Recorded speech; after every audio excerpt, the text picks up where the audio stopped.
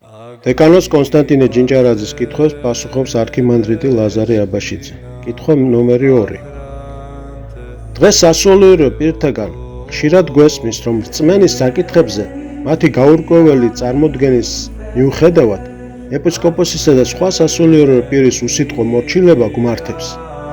რამდენადაა გამართლებული ამგვარი მორჩილება? პასუხი: ეპისკოპოსი მოციქულთა მადლის მატარებელია.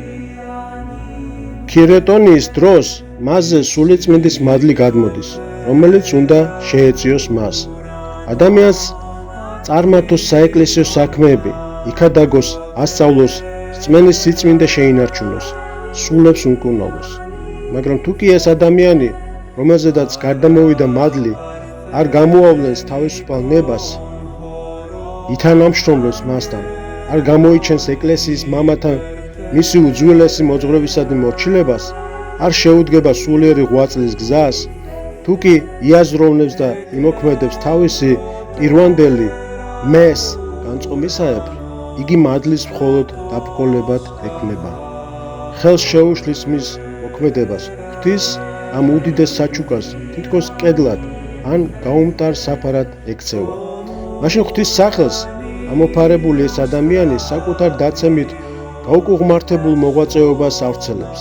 ამგვარად ხომ წმინდა ნათელღებულს უზარმაზარ ნიჭსა და შესაძლებლობებს აძლევს, მაგრამ განა მონათლულთაგან ბევრი აზროვნებს და ცხოვრებს სულიერად?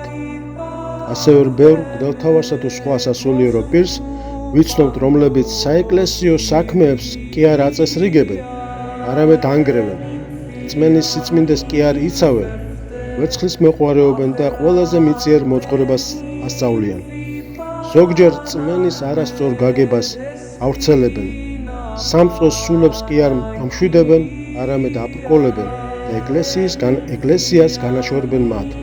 თავიანთი შვილებისათვის მამებს კი არ სასტიკ მონათმფლობელებს წარმოადგენენ. ისტორიაცა და ჩვენი დროც კარგად იცნობს მრავალ ასეთ წყემს.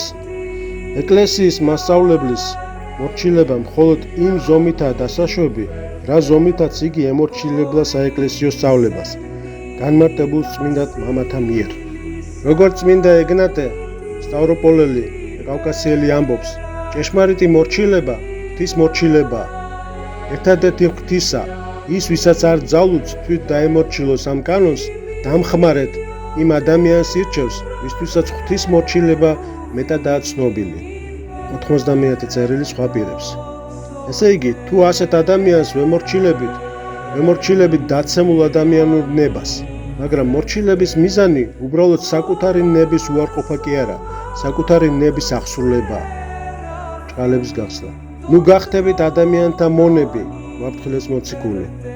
ამგვარად საეჭვო სასულიერო პირებთან დამოკიდებულებაში საჭიროა ხარისხისადმი პატივისცემა გამოვხატოთ, მივიღოთ მათ მიერ აღსრულებული საიდუმლოებანი, ავიღოთ კურთხევა, დავემორჩილოთ, როგორც ხელმძღვანელს, უარყოთ საკუთარი ნება, როცა ეს არ შეეხება რწმენის ან პრინციპულ საკითხებს, რომელთა გადაწყვეტა სულიერი გამოცდილებას მოითხოვს.